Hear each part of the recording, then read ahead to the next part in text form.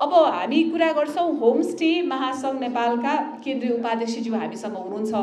अनि पर्यटनको कुरा गरिरहँदाखेरि नेपालमा होमस्टेको अवधारणा धेरै अगाडि आएको हो र अहिले आएर होमस्टेले एउटा प्रोफेसनल एट्रिब्युट पनि प्राप्त गरिसकेको छ। होमस्टे महासङ्घ नेपालका केन्द्रीय उपाध्यक्ष दानेश्वर सरका कुराहरू अब हामी सुन्नेछौँ। उहाँलाई जोरदार तालीसहित मञ्चमा स्वागत गरौँ।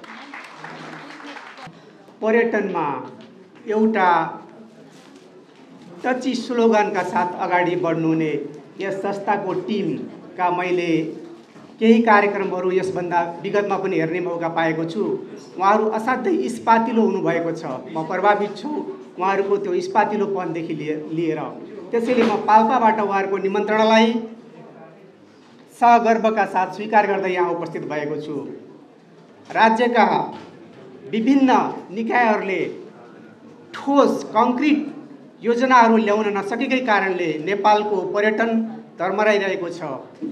अध्यक्षज्यूबाट विगतमा आइसकेको छ, हामी 11 लाख पर्यटकको भुमरीमा नाचिरहेका छौँ। मैले यो विषयान्तर नहोस् भन्नको लागि केही बुदागत रूपमा अगाडि बढ्न चाहन्छु। यस संस्थाले असल मार्गदर्शनको परिवेशमा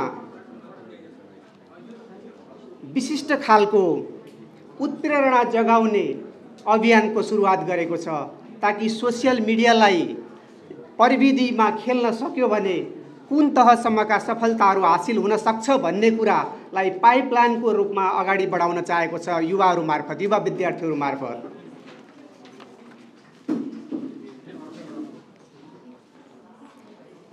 यस उत्प्रेरणा जगाउने विशिष्ट उद्देश्य सहितको यस अभियानप्रति यस संस्थाका अध्यक्ष तथा सम्पूर्ण टिमहरूप्रति आभार प्रकट गर्न चाहन्छु। हो हामीले नेपाललाई उठाउनु छ, यही देशका सफल उद्यमी बनेर बस्नु छ। म आज यहाँ पर्यटन क्षेत्रको नमुना अवधारणा होमस्टे घरवास पर्यटन क्षेत्रको प्रतिनिधित्व गर्दै यस सभामा भोलिका कर्णधार युवाहरूमाझ आफ्नो विधाका केही विषय राख्ने अनुमति चाहन्छु। प्रकृति, संस्कृति र इतिहासमा आधारित नेपालको पर्यटनलाई जगैदेखि नै बलियो तवरले माथि उठाउनको लागि होमस्टे अवधारणा नेपालको माटो सुहाउँदो व्यवसाय हो। यस व्यवसाय मार्फत आत्मनिर्भरता, स्वरोजगार, स्वास्थ्य, शिक्षा, खानपान, रहनसहन, पूर्वाधार विकास तथा मानव जीवनमा अति आवश्यकीय विषयवस्तुमा अधिक विकास भइरहेको हामीले पाएका छौँ। हामीले भन्ने गरेका छौँ, जहाँ विकास पुगेको छैन त्यहाँ होमस्टे पुर्याउँ। विकासले त्यस स्थानलाई आफै पछ्याउनेछ। परीक्षणको रूपमा नेपाल सरकारले 2011 मा लन्च गरेको यो अवधारणा सफल सिद्ध भइसकेको छ, जसको प्रमाण स्वरूप सोसियल मिडियाको प्रयोगबाट नै हामीले व्यवसाय सुरु गरेको 4 वर्षमै सन् 2015 मा प्रख्यात ट्राभल साइट ट्रिप एडभाइजरबाट नेपालका उत्कृष्ट 25 हस्पिटालिटी क्षेत्रका 25 व्यवसायिक संस्थाहरूको नाम लिस्टिङ गरेको थियो, जसमा कीर्तिपुरको होमस्टे नेपाल प्रथम र पाल्पाको होराइजन होमस्टे दोस्रो हुन सफल भएको थियो। म आज यस सम्मानित कार्यक्रमको त्यो व्यावसायिक संस्थाको सञ्चालक हुँ भन्न पाउँदा गर्वित भएको छु। हो, सचेत मनहरूका बीच खुसीहरू बाँड्नुपर्छ। अवश्य यस्ता विषयहरूले हामीलाई उत्प्रेरणा जगाउँछ। आज स्थानीय सरकारहरू अधिकार सम्पन्न छन्।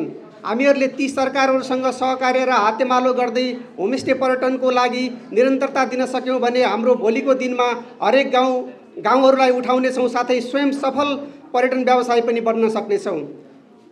अन्तमा यस गरिमामय कार्यक्रम मार्फत पर्यटन सम्बद्ध जिम्मेवार निकायहरूद्वारा होमस्टे अवधारणालाई थप प्रवर्धनका साथ अगाडि बढाउन सकेमा विदेशीका युवाहरूलाई स्वदेश फर्केपछि उद्यमी बन्न सक्ने आधार होमस्टे बन्न सक्नेछ भन्ने सुझाव व्यक्त गर्न चाहन्छु। साथै आजका युवा भोलिका कर्णधार तथा सफल उद्यमी बन्ने सम्भावना रहेको यो विधा मार्फत विदेशीका युवाहरूलाई स्वदेशमा ल्याएर हामीले भोलिको सफल पर्यटन व्यवसाय पनि बनाउन सक्ने प्रबल सम्भावना रहेको कुरो पनि जानकारी गराउन चाहन्छु। र यस गरिमामय सभामा मैले के अनुरोध गर्न चाहन्छु भने घरवास पर्यटनलाई नेपाल सरकारले पाठ योजनामा समावेश गर्ने सुझाव पेश गर्न चाहन्छु। त्यसैगरी यस नेसनल टुरिज्म कन्फरेन्स 2024 जस्तो महत्त्वपूर्ण कार्यक्रममा निमन्त्रणा गरी आफ्नो विधाका केही विचार राख्ने अवसरको लागि आयोजक संस्थाप्रति हार्दिक आभारका साथै यस कार्यक्रमको पूर्ण सफलताको लागि हार्दिक शुभकामना व्यक्त गर्दछु। धन्यवाद। जय पर्यटन।